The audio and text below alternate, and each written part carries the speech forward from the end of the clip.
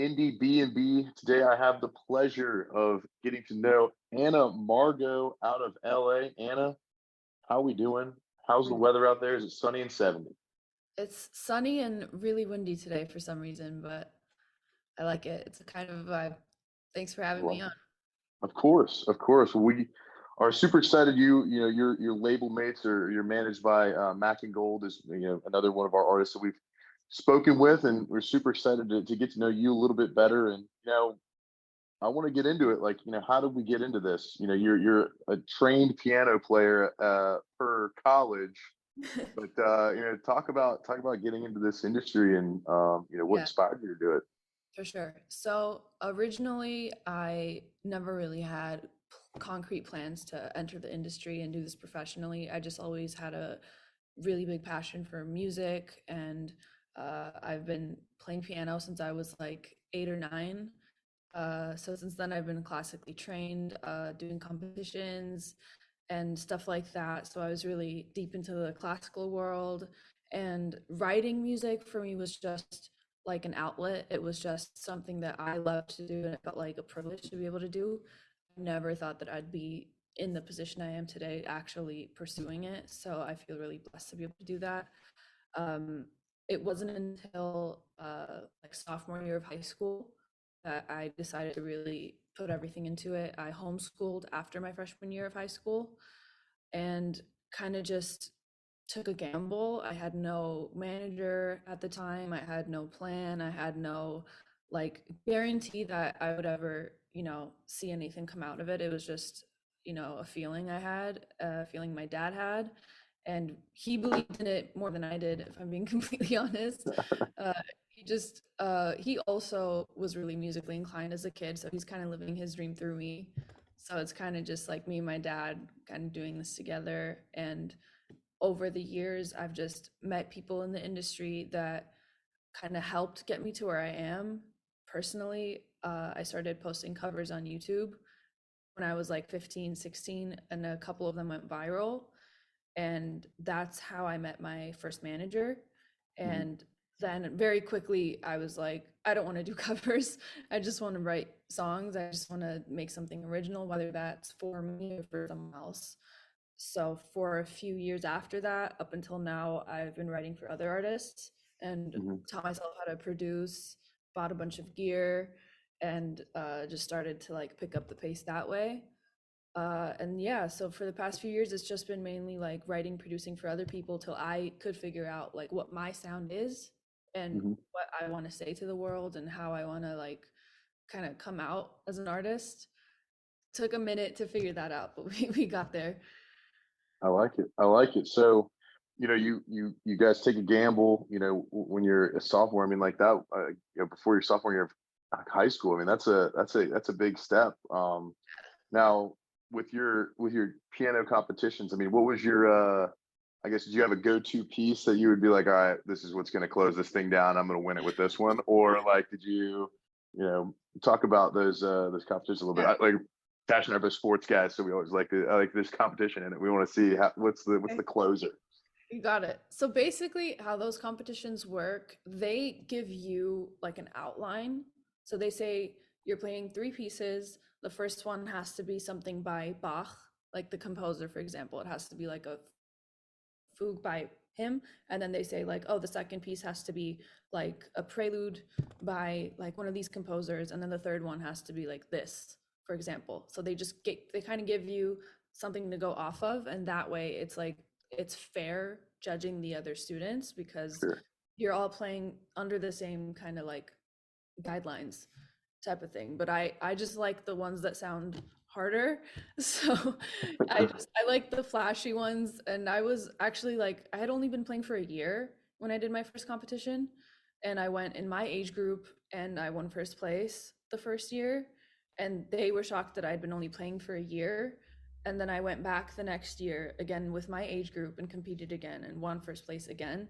And then that year we got a letter from that committee saying that like you can't compete next year to be fair to the other kids in your age group. If you still want to compete, you have to compete against the older age group. So I was 12 at this point, 12 or 13, competing against the 15 to 19-year-olds, and I won first place that year too. So then that was the last competition I did besides like the school talent shows and stuff like that. But yeah, that was like the last competition I felt like doing. I was like, okay, I'm over it now. Wow. So you just crushed everybody. That's awesome. I mean, that's definitely a feather in the cap for sure. What for those talent shows, like, what were some of the pieces or artists? Would you play classical for the talent show too, or Yeah, would you get, yeah. do something a little bit different? So I did my eighth grade talent show, and I was supposed to sing initially. Then I stood in line, and that day that I woke up that I had to audition to be in the show, I had a sore throat and I felt like shit. And I'm standing in line and I'm like on the verge of tears, and I'm like, I'm gonna like not make it. Like I can't sing, I can barely talk right now. I don't know what's going on. And I just took it as a sign to like maybe not sing, because your go-to as a singer is to sing. But I was like, oh yeah, I play piano. Like I forgot that I had that as an option. So I'm standing in line deciding what piece I'm going to play, and I went with Fantasy Etude by Chopin, which I till this day it's like my go-to when someone's like, oh, play something on the piano. That's what I'll play, Yeah. because it's just like one of my favorite pieces of all time. So I played that for the audition and got through, and then I won the talent show with that piece, even though it was like not planned and I wasn't supposed to play anything. I was planning on singing, but yeah, I guess it was just meant to be piano that day. Yeah. All right, last one before we'll move on to Right. more current role. But I gotta know, hours. Like, I took some piano lessons in college, and I was lucky enough that one of those guys were nice to me, and like they were like, yeah, you can come in, just bring me a Diet Coke every day, and Yeah, you yeah, can yeah. you can get 30 minutes with me. And I was like, oh sweet, let's go.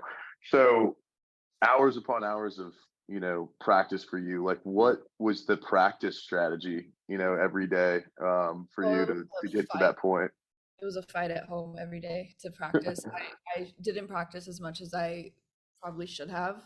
And on top of that, you're supposed to read the notes when you're learning the pieces. And I do know how to read notes, but I would just kind of hear what my teacher played and do the same thing, kind of like a parrot. Like I would just hear it and then be able to mimic what he did. And that's kind of how I learned up until he realized what I was doing. And then he would block his hands when he would like when we would be learning something new, so that I don't cheat that way. But practicing was like I had to make like deals with my parents where they're like, oh, you can't go to this birthday today, you didn't practice piano. So it was like a mandatory, like you have to practice. And it was a constant argument at home as a kid growing up. You just hate it. But as I got older, now it's like a form of meditation for me. Like I Mhm. genuinely like look for that time in the day that I can dedicate to practicing, because obviously my schedule is like not the same as it was when I was 11. But Yeah. yeah, back then it felt like punishment. It was like, oh, you literally like I'm 10 years old and I can't go to this birthday party that everyone else can go to because I didn't practice piano or I didn't do my vocal warm-ups and like stuff like that. So it felt like a punishment when I was younger, but as I got older, I was like, no, they did me a favor. There's a reason why, you know, there's something that makes me a little bit different today. Yeah, I'm sure. I mean, like, that's definitely like that kind of work ethic you get. Yeah. It gets ingrained to you when you're younger, and then you kind of that is who you are and who you become, later on. So, very very interesting. Again, I'm a not a wannabe, but I'm a absolute garbage man. I'll just go up there and play some chords, and people think I know how to play the piano, and they He like, makes do you know music. how to play? It doesn't matter. Yeah, As long as but it sounds good. yeah. But anyway, let's fast forward a little bit. I want to talk a little bit more about your current era, the Anna Margo era. Like, you just released Something to Lose. We always want to learn about the writing process and how how did that become a thing? Yeah. We always like, how did it become from a thought in your head to this, a piece of music? So talk about that a little bit. So Something to Lose is the fourth single of the first four songs I put out. And it's kind of like the last piece of this story, um, of kind of what I went through over the past 2, 3 years, um, through, COVID happening. And then everyone was in this really confused mindset. And that's kind of what the first couple songs are about. and then Know You and Something to Lose are about like someone coming along and kind of flipping your world upside down. And Something to Lose is like, okay, now you've fallen for this person, and for the first time I have something to lose. So it's like I've never felt this before. I don't know what to do with it, but it's, it's happened. Like I can't do anything about it at this point. I'm in love with this person, but it's just like still you're scared. You're like, oh shit, now, my heart has something to lose. I don't know how I'm gonna go about this. And the video, which actually is coming out today, kind of Oh, shows that and what it looks like in my head. So all the videos are like, they kind of play out like a film. If you watch them back to back, the end of oh, one's the beginning of the next. And this is the last music video as well. So it kind of concludes this whole little, dreamlike world I've created with the video concept. So it kind of shows like what the honeymoon phase looks like in your head. But as the video progresses, things start to like get weird and the dancers start to mess up choreography. And then like, it's like the dream is kind of breaking until at the very end, I'm just like left completely alone again. So like the things that I was scared of happening happened, no wow. at all. So yeah, it's kind of like a 360. Yeah. That's awesome that, so did you when you wrote the songs initially, did you think, all right, like we're gonna definitely put a video piece to this because I want to definitely have some visual to it, or like was there that something that came after? I mean, when you write a song, it's just for me, I see things visually while the music starts to come together and like the song starts to sound like a finished concept. I just start to see things immediately. And these songs weren't even written in this order. It's just like when I finished them, I was like, oh, they're accidentally kind of telling the story of like stuff that happened to me this year. And then they just kind of, I luckily, have the means to be able to fund videos like that. Hmm. Otherwise, as an artist, an independent artist at that, you don't know if you'll be able to like pay for that kind of concept. It's just any song that I write, I have a visual in my head automatically. And it's just like if you're lucky enough to be able to execute it, they look exactly like I saw them in my head. So yeah, Wow, that's awesome. the music itself though is, sorry about that. No good. Music itself is inspired by kind of like a bossa nova feel, and part of that is because my parents, before they moved to America, lived in Brazil for a few years, and they had a really like tough time out there. Obviously, financially, they were just like trying to get up on their feet. They're in a foreign country, they don't speak the language, and like they described that to me as still like the happiest few months of their lives because it was just such a beautiful culture. They learned the language and like that's where they really fell in love and were like, yeah, you're my life partner. So I kind of wanted to add a little bit of like a bossa nova feel as like a nod to that and their experience. Wow, that's awesome. Now, do you start when you get into the studio and you're like, all right, I got the idea, I've seen something. Like, what does that look like? Are you chords first? Are you getting on the piano first? Are you doing, I've heard people that just write lyrics first. So what's your process look like in that aspect of I'm it?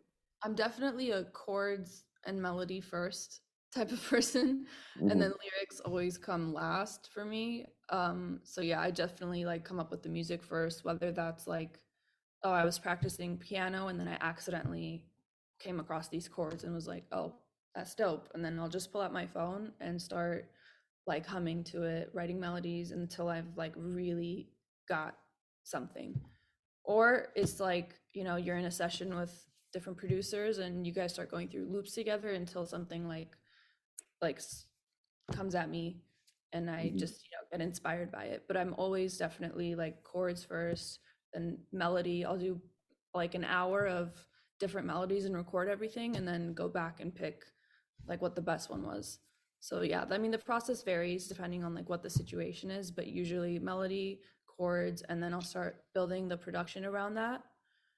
And then I'll sit down and, try to figure out what the song's about Hmm. and just put words together till it sounds like a song. Yeah. I always find it interesting, like how like people write lyrics. So like, what are some of the things that inspire you whenever you are writing? Like, and just like I got to put words to these. This music makes me feel this way, but like, Yeah. here are the words that go to it. Like, it's always such a curious process. Yeah, it's different for every song I've written. Sometimes they come super fast and super naturally, and it's just, it's based off of how the music makes me feel already. Other times it takes a little more effort for me to like just sit with what I have musically until like, oh, I have my first sentence. And I've met writers that like to start with the hook and get that out of the way because it's like the most important part of the song. But for me, I always start with the first line, and then Mm, that kind of like influences where the song's gonna go. So I kind of just write as I go, and then I'm like, oh, this song's about this. So it just kind of comes as I start writing. So I just start from the very beginning and then, just try to put words together that end up being like subconsciously what I'm really going through in that moment in time. Gotcha. Very cool. Yeah. Well, are you planning on, for kind of where you're going with you put out 4 singles, so you think is another single coming, or are what can we expect kind of, are we gonna get a packaged album, maybe an EP? What's on the horizon with it? Well, these singles were kind of leading to a me finding myself moment. And I am releasing an EP soon, which I haven't told anyone yet. Ooh, So that EP is going to have all new songs on it. So none of these singles are going to be part of the EP. So these kind of like concluded this story, and the EP is going to be, the new kind of Anna Margo, I guess. So it's the sound is very much still cohesive with the songs that exist already, but it's kind of one notch up.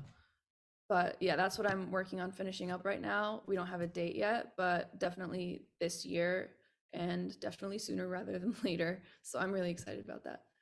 awesome. Well, that's gonna be great. Like a little new EP at the end, 2023 My EP. first my first real project. It's crazy. I love it. I love it. Now, you mentioned a little bit about your, you are a producer as well. You taught yourself how to do that. Like, when you're writing and working with other artists, like, how do you like? Are there things that you like that maybe they don't like that you're like, oh, that one's going back in the back pocket for Anna Margo, or like, it's always interesting when people are like, yeah, like we work with other people, we write together. So how do you kind of determine that? Like, what's that look like? It varies depending on who the artist is and whether it's like a big artist that I'm ghostwriting for and I don't even get to meet them and we just, work on it with a different producer and then, they take the song. But I really like when I get to work with artists one on one and they Mhm. bring in either we'll write the song together or like they'll bring in a song they've written. So they kind of bring me the skeletons of the song, whether it's like a audio recording of a guitar vocal that they did, and then I'll start to build around that. And I really like to hear them out and figure out what they want because they're the artist. It's their piece of work. And I think because I'm also an artist, it's easier for me to understand what they're looking for Mhm. even though they might not, be able to put it into producer terms, they'll just be like, oh, I want it to sound kind of like dreamy, or I want it to sound like this, like, oh, the piano's kind of weird. Like I kind of just catch onto what they are looking for without them having to really explain it perfectly. So I think, yeah, part of that comes from the fact that I'm also working with other producers. Like I get what they're looking for. And I mean, I'll make my suggestions. I'll make it sound the way that I would do it, and more often than not, they're cool with it. I have yet to really deal with a situation where like we disagree strongly on Yeah. something. It's usually small little like, oh, maybe this kick shouldn't be there, and I'll follow their lead on that. But if I feel strongly about something, I'll try to argue it. But there's never really been any kind of clash with like any producer or artist or writer up to now. We kind of just always end up like seeing eye to eye at the end. Interesting. It's a That's really fun awesome. process. It's honestly, I enjoy writing for other artists even more than writing for myself, if not a little more. But part of that is because when you're writing for yourself, you're so picky and it's like harder to delve deep into your own shit rather than tell me what you're going through and I'll help you Yeah, put it into words. Or if it's like something for sync where it's like, they need this kind of song for film or TV, they tell you exactly what they're looking for, they send a reference, and then it's just easy. It's just like, okay, got it. Here you go. So it's like much more complicated when it's like all on you and it's kind of you have free reign to do whatever you want. yeah. I can see it, that like that blank paper, like Yeah. the word blank Word document. It's like, Yeah. man, this Yeah. is Sometimes there's so many things I could say. yeah, sometimes you just want like someone to tell you what to do, like, and then because there's like no way you can really mess up. But it's if it's just you and it's no one else in the room saying like, oh, maybe we should do this or maybe we should do that. You're just never sure, if you're going in the right direction. Interesting. Interesting. That's very cool. Well, when you do write, you obviously have, you kind of have to keep that live set in mind. Now, how much live stuff have you done, currently? Like, I know, have you gone and played a lot of shows, and what have those been like? So I hadn't really been doing live shows at all up until last year. Hmm. In like September, I did my first show at Hotel Cafe. And then less than a month later in October, I did a Breaking Sound show, which was super fun. And then I did another one in November and my last acoustic set in December. And then I did one recently a couple weeks ago. So, yeah, going into it, that first performance, I was so nervous and I had a band with me, which made it a lot easier because, I'm a musician. So having other musicians with you, you just kind of, you feel safer. And then the October show, my second show, I was like, I felt much more prepared. And it became slowly, I started to understand like the fun of it Hmm. because I'm a perfectionist and I'm always thinking of like, oh, is everyone else enjoying this? And you get so in your head that it's like when you're on stage, people can tell if you're having fun and if you yourself are enjoying the process. And that makes it much more enjoyable for them. So I think like it was a matter of finding that and not being like in your head the entire time. Because when you're vibing with it and you're having a good time, automatically the audience feels that and they're also Yep. having a good time. So it took me a couple goes to find that and not be so freaked out before every single show. So yeah, it was very foreign to me in the beginning. I've just been used to like being stuck in my room alone recording for months on end and like never having to worry about doing live stuff.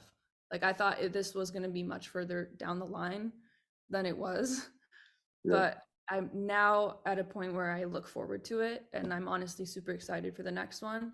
And yeah, I think it's just a matter of like practice, getting, a sense of what do I want to, what experience do I want to provide on stage after you hear my music on your own, like what are you guys expecting to see me do on stage? So I'm still trying to find it, but Yeah.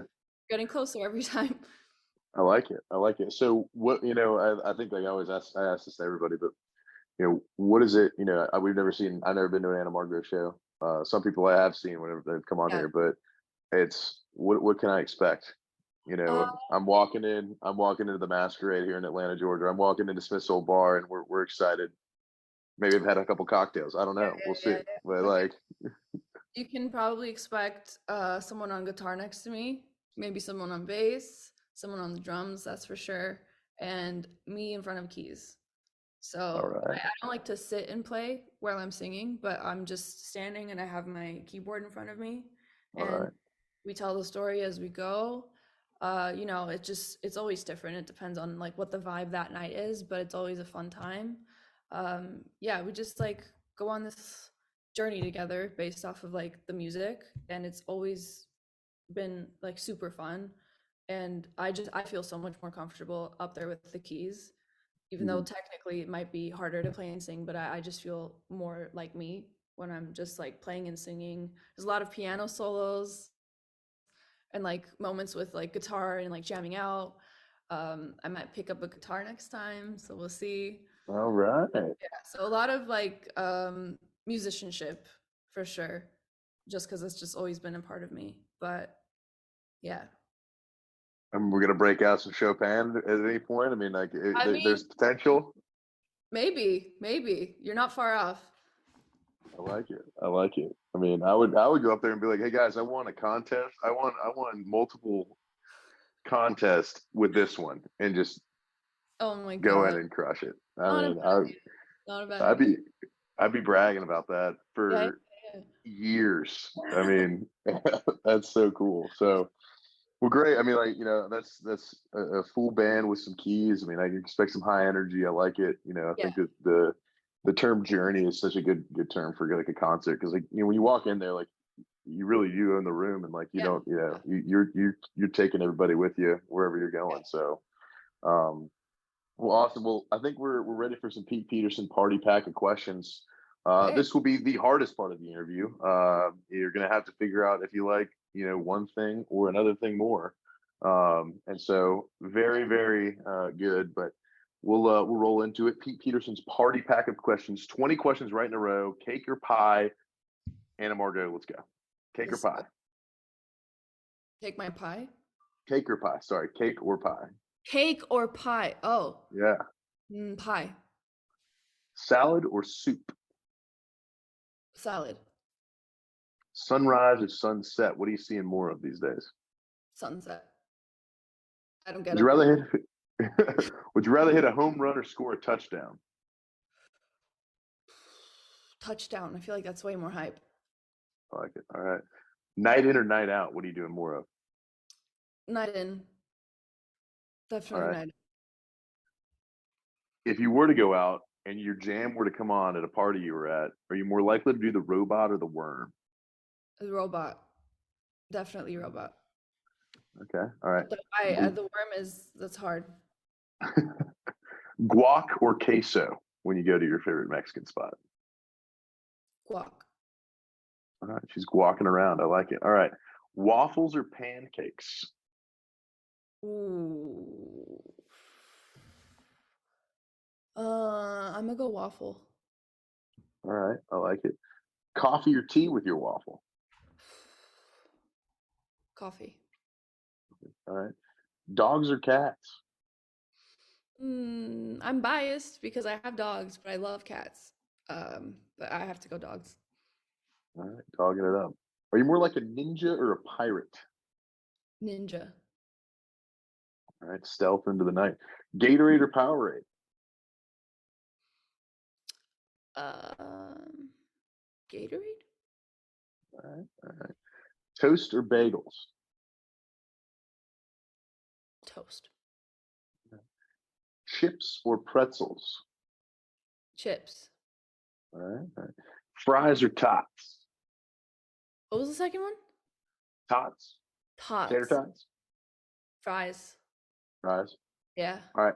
When you sit down after a long day of writing, recording, and overall creativity, and you want to unwind, Hmm. TV show or a movie? What are you putting on? TV show. TV show. Are aliens real? Of course they are. Okay. Is Bigfoot real? Uh, Probably not. All right, hard line on Bigfoot. I like it. Is love at first sight real? No. Okay, like it. You got to earn it. And who are two bands? Just give me two that we might not know that we ought to check out, and we will look up and tell them that you sent us. Who are some people that we need to check out? Well, I don't know if they count as a band, but there's this girl group called Boys World who are super dope and they're fairly new too, but they just put a video and song out that I really, really liked. And then, damn, I don't know. That's hard. Like a band you haven't heard of before? Yeah, Mm, I mean they could be mm, somebody I've heard of, but that we may need to check out more of. Flight? Flyte. I have not heard of them. They're good. There you go. They're pretty What do you recommend? good. Love is an accident. Love is an accident. Yeah. Awesome. Well, Anna Margo, congratulations. You conquered Pete Peterson's party pack of questions. I did it. You ran through it like a knife through butter. We love it. was left for death. I had to. I love it. All right. Well, you guys can check out, everybody can check out Anna Margo on Instagram at Margo. You can find her on Spotify. You can stream Something to Lose. You can stream Place, which has an awesome video to it. You can go watch all the videos. Something to Lose came out today, Monday, April 3rd. Expect to see an EP maybe 2023 in this era. Yep. Some tour dates maybe coming. Are we coming to the East Coast? I am really, really trying to come to the East Coast. I'm looking forward to that. So yeah, hopefully soon. I like it. I like it. Well, if you come to Atlanta, you got two fans, and Tash and I, and Thank we'll do our you. best to be there. So we love Awesome. we love making new friends. So awesome. Well, you guys check out Anna Margo everywhere you can find music. And I appreciate you taking the time to come on. Thank you. I appreciate you having me on. This was super fun. Awesome. Thank you. So much.